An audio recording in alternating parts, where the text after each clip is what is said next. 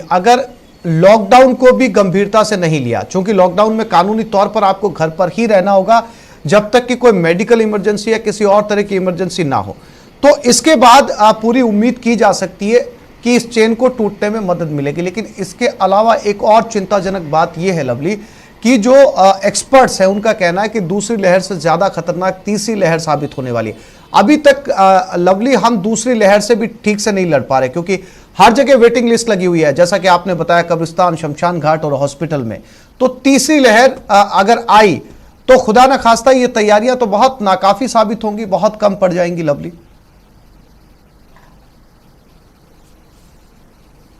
देखिए, बिल्कुल आपने सही कहा और सरकार इसीलिए 14 दिन का वक्त ले रही है। हालांकि केंद्र भी अपने स्तर पर इसको लेकर के तैयारी कर रहा है। तीसरी लेयर को लेकर के कल जो एक्सपर्ट्स हैं उनका जो बयान सामने आया था, जो रिसर्च रिपोर्ट कल सामने आई है एम्स की, उसमें ये कहा गया है कि जो तीसरी वेव होगी वो छोटे बच्चों के लिए ज़्यादा खतरनाक होगी। क्योंकि देखिए, हार्ड इम्यूनिटी जो है, बाहर जो निकलने वाले लोग हैं, जो घरों में रहते हैं, जो दूध सब्जी लेने जाते हैं, जो परिवार के बड़े लोग हैं जिनको या तो कोरोना हो चुका है या वो लोगों ने अपनी हार्ड इम्यूनिटी को डेवलप कर लिया है या उन्होंने वैक्सीन करा लिया है, लेकिन बच्चों ने ना वैक्सीन कराया, ना बच्चे बाहर निकले, ना उनकी हार्ड इम्यूनिटी डेवलप हुई है। तो ऐसे में बच्चों को संभालना बहुत जरूरी होगा। जो छोटे बच्चे हैं, चाहे वो 1 साल से लेकर के और जो 15 साल तक के, 18 साल तक के जो बच्चे हैं, उनको संभालना बहुत जरूरी होगा। क्योंकि देखिए, बच्चों के लिए अभी राजस्थान, हिंदुस्तान के अंदर कोई वैक्सीन नहीं आई है। हालांकि कुछ देशों के अंदर वैक्सीन की बात कही जा रही है। कल कनाडा से एक अच्छी खबर आई थी, कनाडा और अमेरिका जो है अब इसको मंजूरी देने वाले हैं। इस 18 साल से नीचे के लिए बच्चों के लिए फाइजर ने एक वैक्सीन को तैयार किया है। तो अब उस वैक्सीन को हम कब तक अपनाते हैं, इसमें देखिए बहुत समय लगता है,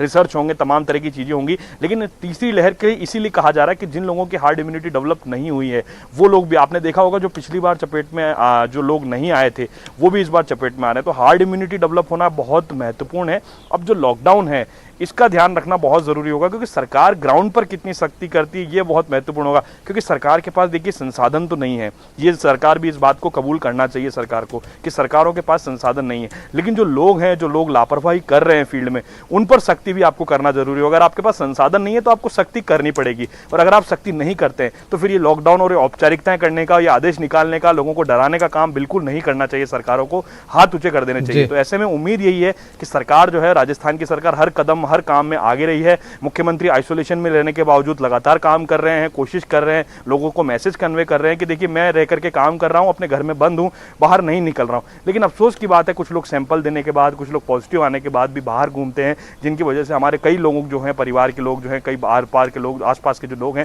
वो उसकी चपेट में आते हैं। तो अब लोगों को ये समझना पड़ेगा कि देखिए ये मामूली बीमारी नहीं है, ये एक महामारी है, और इस महामारी बिल्कुल लोगों को समझना पड़ेगा। सबसे महत्वपूर्ण बात घूम फिरकर यहीं पर आती है कि दवाइयां असर करेंगी तब करेंगी, आपको आप इस एहतियात को बरतना पड़ेगा। सोशल डिस्टेंसिंग आपको खुद रखनी है, 2 गज की दूरी की पालना आपको खुद करनी है, वैक्सीनेशन आपको खुद करवाना और मास्क आपको पहनना है।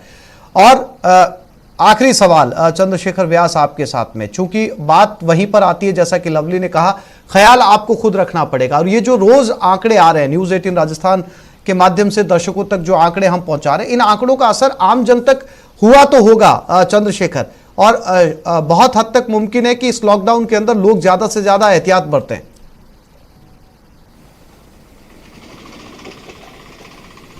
देखिए, जिस प्रकार के जोधपुर के हालात है, ऐसा लगता नहीं है कि लॉकडाउन में भी जो है, जब तक सख्ती नहीं होगी, लोग इस एहतियात को बरतेंगे। लोगों की आदत बन चुकी है, खतरों से खेलना उनकी आदत बन चुकी है।